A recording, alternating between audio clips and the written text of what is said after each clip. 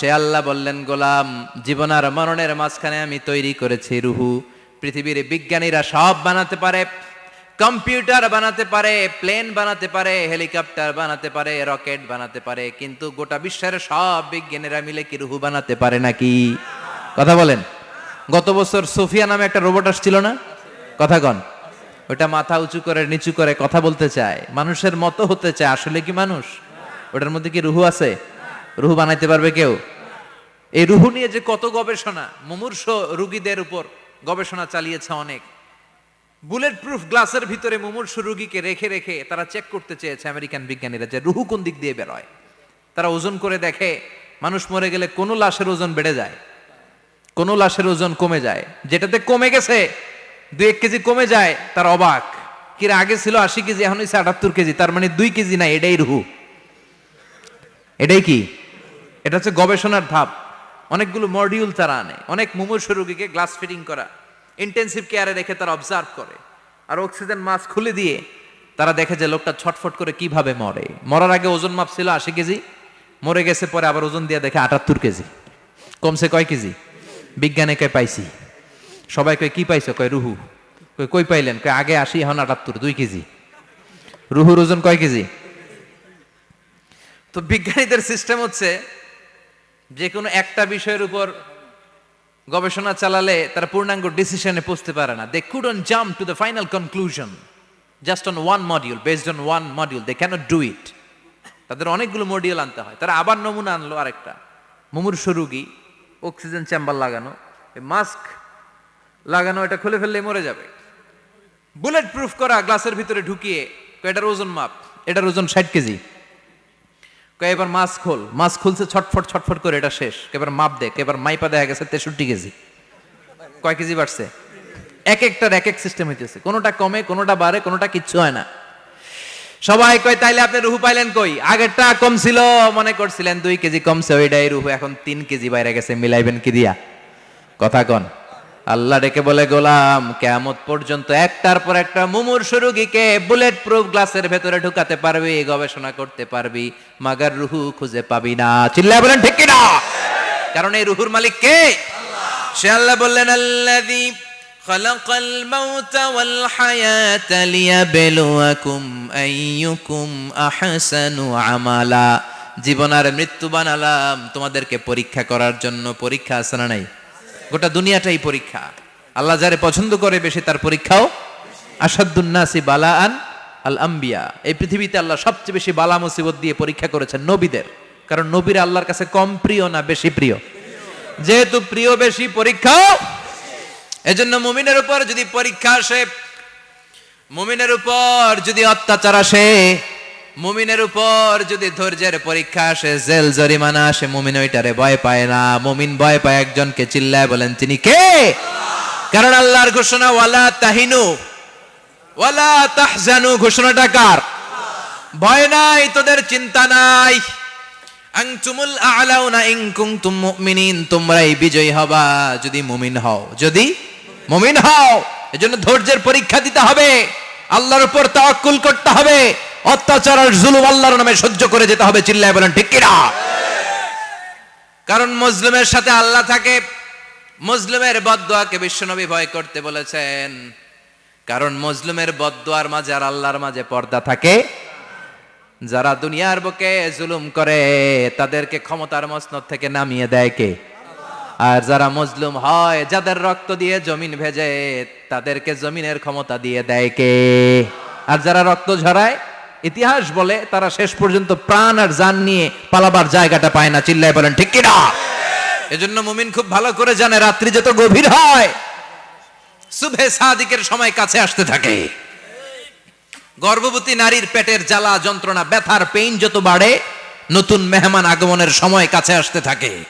তেমনি ইসলামের পক্ষের শক্তির উপর যদি অত্যাচার, অনাচার, স্টিম রোলার বেড়ে যায়, এটা প্রমাণ করে ইসলামের বিজয়ের সময় কাছে আসতে শুরু করেছে। চিল্লায় বলো ঠিক কিনা?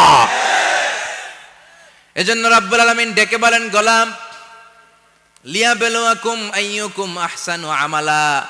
কে ভালো আমল করো, কে খারাপ আমল করো, এজন্য আমি জীবন মরণ তৈরি করেছি। চিল্লায় কোন ঠিক কিনা?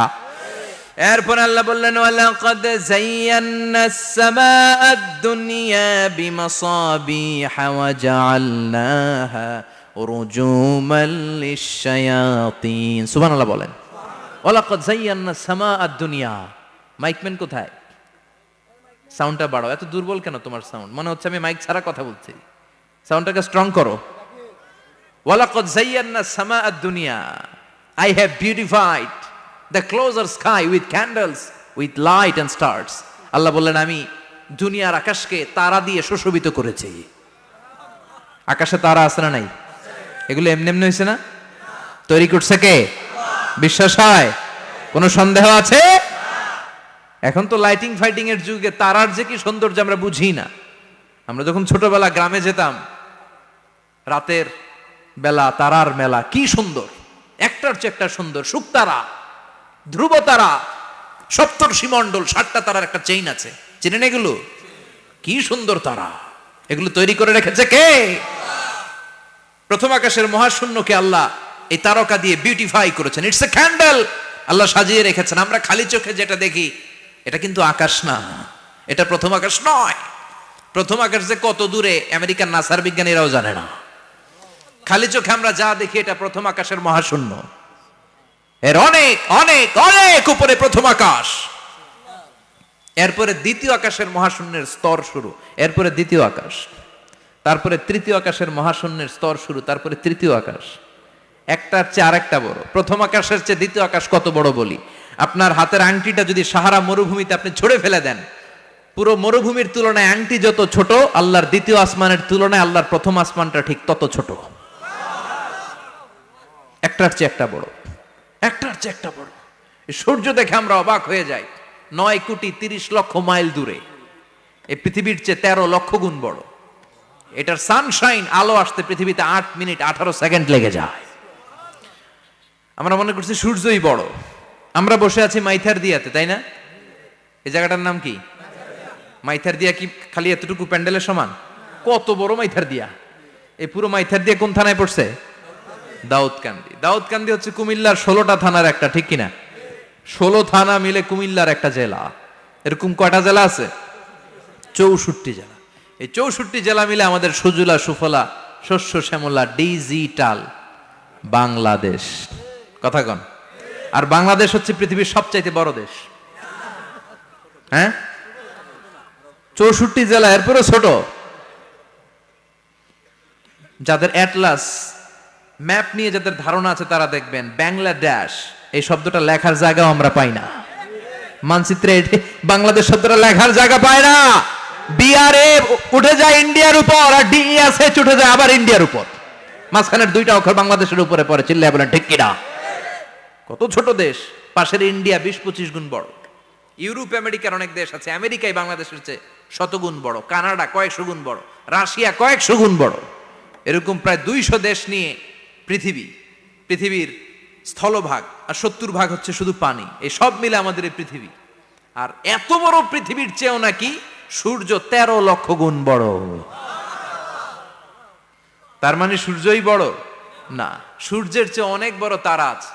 সূর্যের পরে পৃথিবীর সবচেয়ে কাছের যে তারা বা স্টার, ওটার নাম হচ্ছে প্রক্সিমা সেন্ট্রাই। নাম কি? প্রক্সিমা সেন্ট্রাই। এরপরে আলফা সেন্ট্রাই এ, আলফা সেন্ট্রাই বি, ইটা ক্যারিনা, বেটেলজিউস, এরকম একটার পর একটা তারা। যেই সূর্য পৃথিবীর চেয়ে 13 লক্ষ গুণ বড়, বেটেলজিউস নামে একটা তারা আছে, ওটা সূর্যের চেয়ে 33 কোটি গুণ বড়। তার মানে কি বেটেলজিউসই সবচেয়ে বড় না, ছোট্ট একটা তারা। এই বেটেলজিউসরে খেয়ে ফেলাইতে পারে এরকম 1000 কোটি গুণ বড় সাইজের তারা আছে না নাই?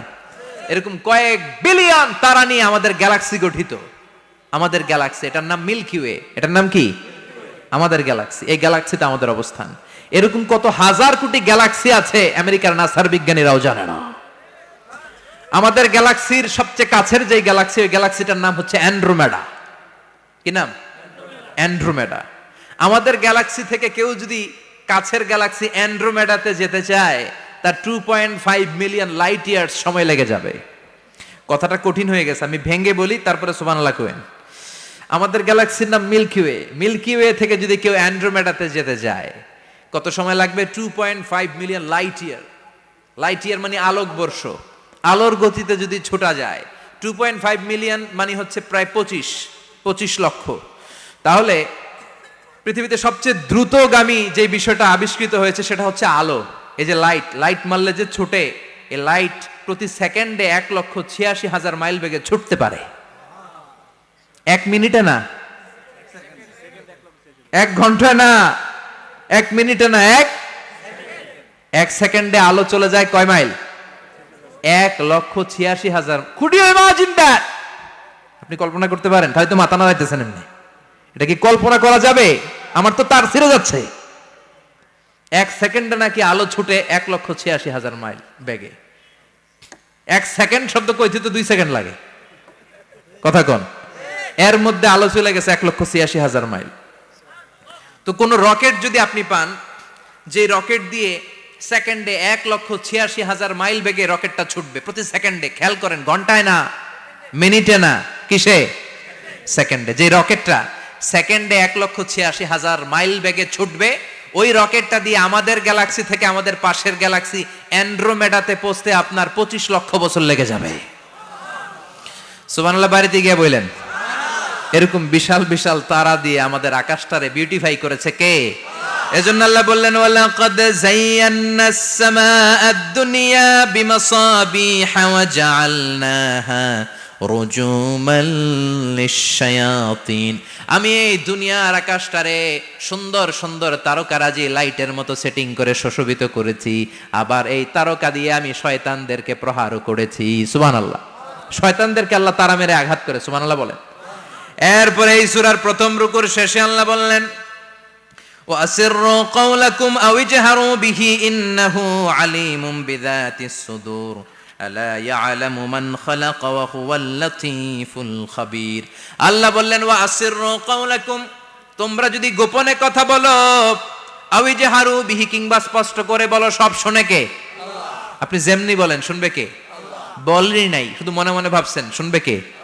সুবহানাল্লাহ কইবেন না?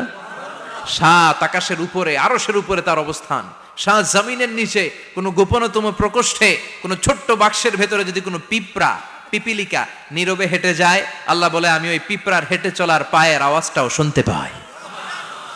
এজন্য কেউ যেটা শোনে না, শোনে কে? আল্লাহ। এরপর আল্লাহ বললেন, হুয়াল্লাযী জাআলা লাকুমুল আরদা যালুলান ফামশু ফি মানাকিবিহা ওয়া কুলু মির রিজকি ওয়া ইলাইহিন নুশুর। সুবহানাল্লাহ বলেন। আল্লাহ ডেকে বললেন, গোলাম, তোমাদের জন্য জমিনটারে আমি বিছানা বানিয়েছি।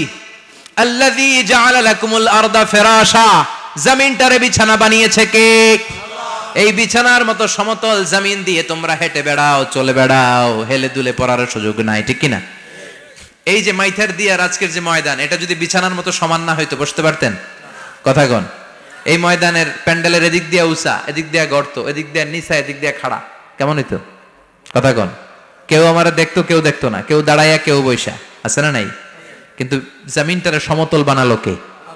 আপনি যদি বিমান থেকে যদি আপনি দেখেন, বিমানের গ্লাস দিয়ে, জানলা দিয়ে যদি আপনি নিচের দিকে তাকান, আপনি দেখবেন মনে হবে পুরো জমিনটাকে আল্লাহ সবুজ কার্পেট দিয়ে কার্পেটিং করে রেখেছে। এই সৌন্দর্য দিয়েছে কে? আল্লাহ। আবার রব্বুল আলামিন বলেন, জমিনটারে সমান দেখে, কার্পেটিং দেখে মনে করো না তোমরা বেঁচে গিয়েছো। আমার দেয়া বিধান আমার জমিনে যদি কায়েম করতে না পারো, এই কার্পেটিং করা জমিনের ভেতরে আযাব আছে না নাই? এই পুরো জমিনের ভেতরে আছে আগুন আর আগুন। আগ্নেয়গিরির অগ্নুৎপাত জ্বালামুখে বিস্ফোরণ করে দিয়ে গোটা বিশ্বটারে মুহূর্তে মেসাকার করে দিতে পারে কে? আল্লাহ। এজন্য আল্লাহ ডেকে বললেন, গোলাম, আমিনতুম মান ফিস সামাই আন ইয়াখসিফা বিকুমুল আরদা ফাইযা হিয়া তামুর। তোমরা কি ভেবেছো নাকি বেঁচে যাবা?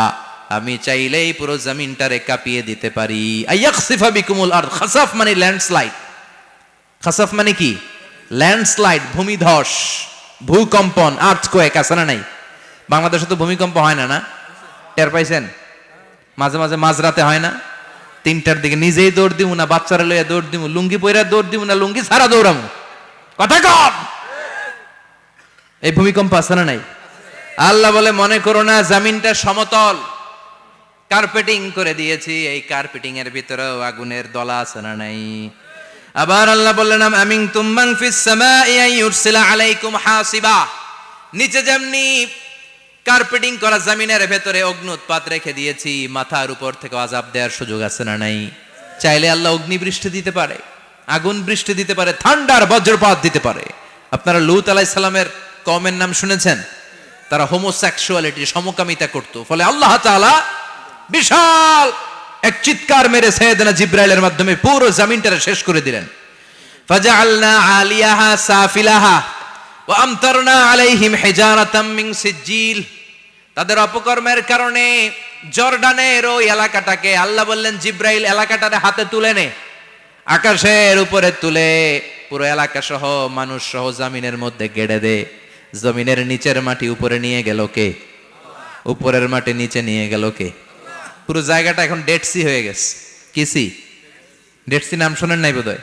আজকে শুনে রাখেন, এটারে বলে মৃত সাগর।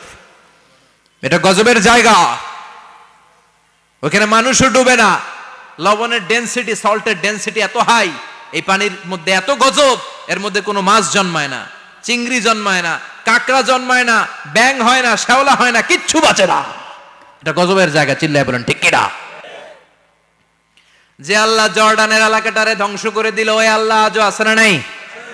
এই জন্য নিজ দিয়ে তিনি যেমনি আযাব দিতে পারেন, ভূমিকম্প দিতে পারেন, জলোচ্ছ্বাস দিতে পারেন, উপর থেকে তিনি শিলাবৃষ্টি দিতে পারেন কি পারেন না?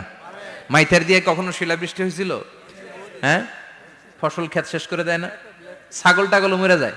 ছাগল যদি ইয়েতে থাকে ক্ষেতের মধ্যে, বড় শিলা মাথায় পড়লে শেষ, মানুষও শেষ, টিনের চালও শেষ। কথা কন। এরপরে আল্লাহ যদি উল্কা বৃষ্টি পাঠায়, উল্কা যদি পড়ে, কই যাবেন? কোথায় যাবেন আপনি?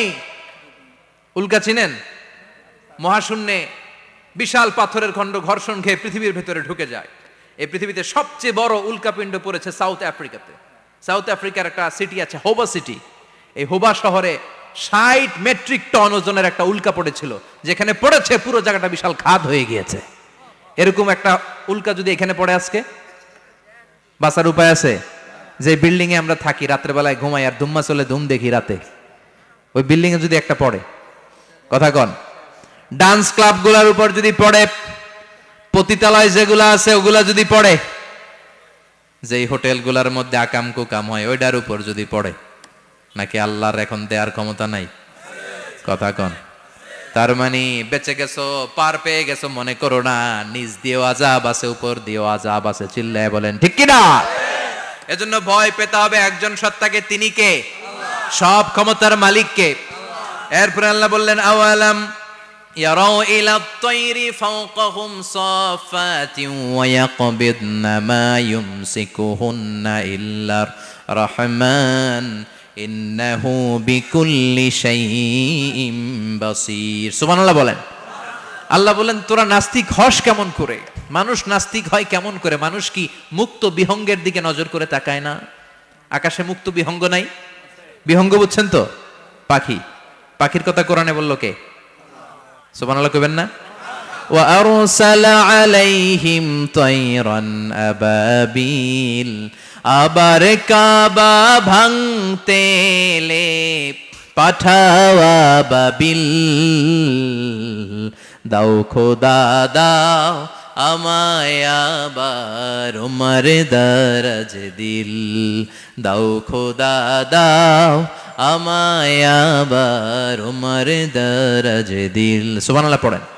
এই যে আল্লাহ বললেন ওয়া আরসালা আলাইহিম, তারপর তায়রান আবাবিল, তায়ের মানে পাখি, তায়ের মানে কি? আবার জান্নাতে যারা যাবে তাদেরকে পাখির ভুনাগোশত খাওয়াবে কে? জান্নাতে যাওয়ার সাথে সাথে প্রথমে আল্লাহ আপনাদেরকে মেহমানদারি করবে মাছের কলিজা দিয়ে। খাইবেন? মাছের কলিজার কথা শুনে জিহ্বায় পানি আসছে অনেকের। আউয়ালু তুআমিন ইয়াকুলুহু আহলুল জান্নাতি ফাজিয়াদাতু কাবিদিল হুত। প্রথমে মাছের কলিজা, এরপরে পাখির ভুনাগোশত। তার মানে পাখির কথা কোরআনে আছে না নাই? আবার সাইয়েদনা সুলাইমান আলাইহিস সালামের একটা পাখি ছিল, এটার নাম কি ছিল? হুদহুদ পাখি। মাথার উপর দিয়ে চলতো, আর ওইটার চোখে জুমিং পাওয়ার আল্লাহ এত বেশি দিয়েছিল, এটা জমিনে নজর করলে বুঝতে পারতো কয় হাজার ফিট নিচে পানি আছে, পানিটা মিষ্টি না লবণাক্ত না কেমন, দেখে দেখে মুহূর্তের মধ্যে সাইয়েদনা সুলাইমানের কাছে সব তথ্য সরবরাহ করে দিত। কোন সুবহানাল্লাহ। এজন্য আল্লাহ বললেন, নাস্তিকগুলো কি পাখির দিকে তাকায় না? এই পাখির দিকে তাকালে পাখির রব আল্লাহরে খুঁজে পাওয়া যায়। পাখির দিকে তাকালে, মুক্ত বিহঙ্গের দিকে তাকালে কেমন করে পাখিগুলো উড়ে যায়। এই পাখিগুলো আকাশে ধরে রাখে কে? মা ইউমসিকুহুন্না ইল্লার রহমান। ওই রহমান ছাড়া কেউ পাখিগুলোর শূন্যে ধরে রাখতে পারে না। কত শত আয়াতে যে আল্লাহ পাখির কথা বলেছেন হিসাব নাই, কত ধরনের পাখি যে আল্লাহ বানিয়েছেন কোনো হিসাব নাই। আপনারা ঘরে জিওগ্রাফিক্যাল চ্যানেলগুলো দেখেন? হ্যাঁ, না জি বাংলা দেখেন? স্টার জলসা, কিরণমালা, কি দেখেন? জিওগ্রাফিক্যাল চ্যানেল দেখবেন। ওখানে দেখবেন একটা পাখি আল্লাহ তৈরি করেছে, পৃথিবীর সবচেয়ে ছোট পাখি, নাম হলো হামিং বার্ড। কি নাম? The smallest bird ever in the world. সবচেয়ে ছোট, এটা প্রাপ্তবয়স্কে 3 থেকে 5 ইঞ্চি লম্বা হয়। এটার পূর্ণ যৌবন এটা লম্বা কদ্দূর? 3 থেকে 5 ইঞ্চি। এটা প্রতি সেকেন্ডে ডানা ঝাপটাতে পারে 80 বার। কয়বার? আমাদের ডানা আছে না 2টা? আপনি আপনার ডানা 1 সেকেন্ডে কয়বার ঝাপটাতে পারবেন? হ্যাঁ, আমি ঝাপটাইলাম, কয়টা হয়েছে 1 সেকেন্ডে? হ্যাঁ, 3টা 4টা ঝাপটা দিতেই আমার সেকেন্ড শেষ। কিন্তু এই পাখিটা প্রতি সেকেন্ডে তার 2 পাখা ঝাপটায় কয়বার? পৃথিবীর সব পাখি সামনে ওড়ে, তো এই পাখি সামনে যেমনি ওড়ে, এট দ্য সেম টাইম এই পাখি পিছনের দিকে উঠতে পারে। সুবহানাল্লাহ, বাড়িতে যাই বললেন। ইউরোপের আল্পস পর্বতমালায় গুগল করবেন যে আজকে গুগলে লিখবেন যে আলপিন সুইফট একটা পাখি আছে। এই পাখিটা একবার যখন শূন্যে উড়াল দেয়, উড়ন্ত অবস্থায় এটা আকাশে 6 মাস থাকতে পারে। আকাশের মেঘের আপ থেকে পানি খায়, শূন্যে ভেসে বেড়ানো পোকামাকড় ধরে খেয়ে বেঁচে থাকে। 6 মাস পরে একবার জমিনে ল্যান্ড করে, নামে কয়েকদিন থেকে আবার উড়াল মারে, আবার উড়াল মারলে আবার 6 মাস। আলপিন সুইফট। আরেকটা পাখি আছে, অদ্ভুত পাখি, নাম হোমা বার্ড। এই হোমা বার্ড উড়ন্ত অবস্থায় ডিম পেড়ে দেয়, আর ওই ডিমটা জমিনে পড়ার আগেই মাঝখানে ডিম ফেটে বাচ্চা বেরোয়, বাচ্চা উঠতে শুরু করে দেয়। এই পাখিগুলোর কথা কোরআনে আছে না নাই? এজন্য আল্লাহ বললেন, আওয়ালাম ইয়ারাউ ইলাত তায়রি ফাওকাহুম সাফাতিন ওয়া ইয়াকবিদনা মা ইউমসিকুহুন্না ইল্লার রহমান ইন্নাহু বিকুল্লি শাইইন বাসীর। আল্লাহ বললেন, নাস্তিকগুলো কি পাখির দিকে নজর করে তাকায় না? পাখির দিকে নজর করে যদি তাকায়, তখন পাখির রব আল্লাহরে খুঁজে পাবে। চিল্লায় বলেন ঠিক কিনা? পাখিকে আরবিতে বললে তয়ের। সবাই বলেন, পাখির আরবি কি? বিমানের আরবিও তয়ের। পাখি আরবি যা, বিমান আরবিও। এই পাখি নিয়ে গবেষণা করে বিমান বানাইছে। সুবহানাল্লাহ কইবেন না? আমরা বানাই নাই, আমরা তো খোঁচাখুচিতে ব্যস্ত, আমরা আছি ফতুয়া নিয়ে ব্যস্ত। তুই 20 কারণে কাফের, তোর চাচা 90 কারণে কাফের। তোর চাচা মরলে যেই জায়গায় কবর দেয়া হবে, ওই কবরের মাটির উপরে যে ঘাস উঠবে, ওই ঘাস যে গরু খাবে, ওই গরুর দুধ যে খাবে, ও কাফের। আছে না নাই? খালি কাফের ফতুয়া দেয় ব্যস্ত। আমরা ফতুয়া নিয়ে রইলাম, আর ওরা সব আবিষ্কার করে ফেললো। উইলবার রাইট আর অরভিল রাইট, এই 2 ভাই 1903 সালে এই বিমান আবিষ্কার করেছে, এই আয়াতের উপর গবেষণা করে। আওয়ালাম ইয়ারাউ ইলাত তায়র।